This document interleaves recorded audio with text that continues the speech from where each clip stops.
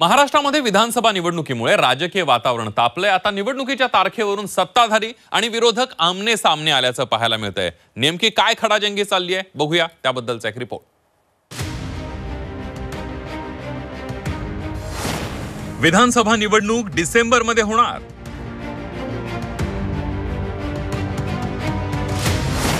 लाडकी बहीण योजनेमुळे निवडणूक लांबणीवर।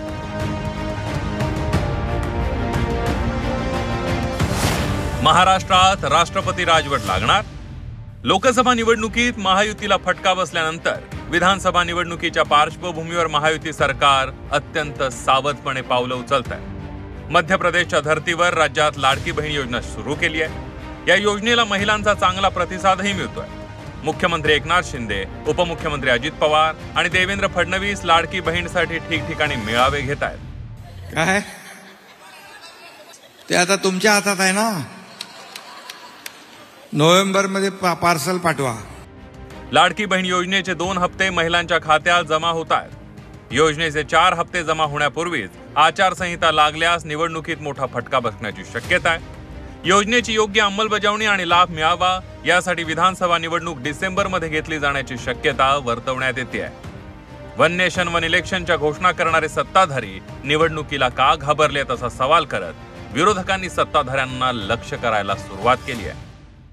कितीही तुम्ही पुढे ढकललं तरी रिझल्ट नाही ना बदलू शकत। आणि हा रडीचा डाव आहे।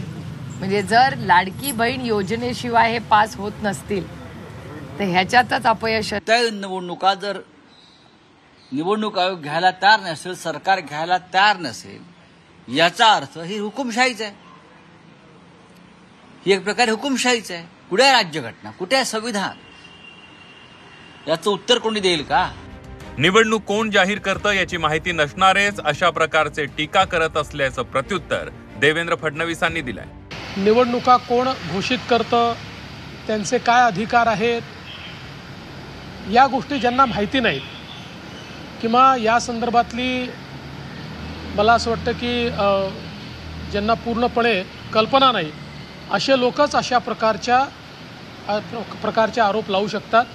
मागच्या वेळेला आमची निवडणूक झाल्यानंतर लवकर काही सरकार स्थापन झालं नाही, त्यामुळे राष्ट्रपती राजवटसुद्धा लागली होती, बरोबर आहे।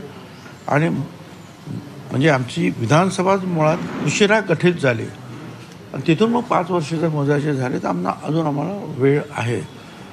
त्यावेळेपर्यंत मग कधी पण निवडणुका होऊ शकतात। महाराष्ट्रातील विधानसभा निवडणूक दिवाळीनंतर घेतली जाईल असे संकेत निवडणूक आयोगानं दिलेत। महाराष्ट्रातील विधानसभेची मुदत 26 नोव्हेंबरला संपणार आहे। त्यामुळे मुदतीपूर्वी विधानसभा अस्तित्वात न आल्यास महाराष्ट्रात राष्ट्रपती राजवट लागू करण्याची वेळ येणार का, अशी ही चर्चा सुरू आहे। ब्युरो रिपोर्ट, झी 24 तास।